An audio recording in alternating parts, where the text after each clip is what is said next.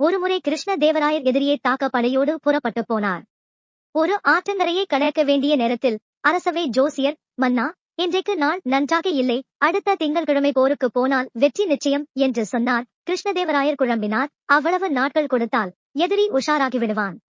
அவன் எதிர்பாராத நேரத்தில் உடனே தாக்கினால்தான் வெற்றி. ஆனால் ஜோசியர் சொன்ன பின் சந்தேகம் வந்துவிட்டது. தெனாலிராமனிடம் ஆலோசனை கேட்டார். தெனாலிராமன் ஜோசியரை அழைத்தான். எல்லோருக்கும் ஜோதிடம் சொல்கிறீர்களே, நீங்கள் இன்னும் எத்தனை வருடம் உயிரோடு இருப்பீர்கள் என்று சொல்ல முடியுமா என்று கேட்டான். இன்னும் 20 வருடங்கள் வாழ்ந்திருப்பேன் என்றார் ஜோசியர். தெனாலிராமன் சடக்கென்று வாளை உருவி அவர் கழுத்தில் பதித்து, இந்த வினாடியே உங்கள் ஜோதிடத்தை என்னால் பொய்யாக்க முடியுமா, முடியாதா என்று கேட்டான். நிச்சயமாக முடியும் என்று ஜோதிடர் பதறிப்போனார்.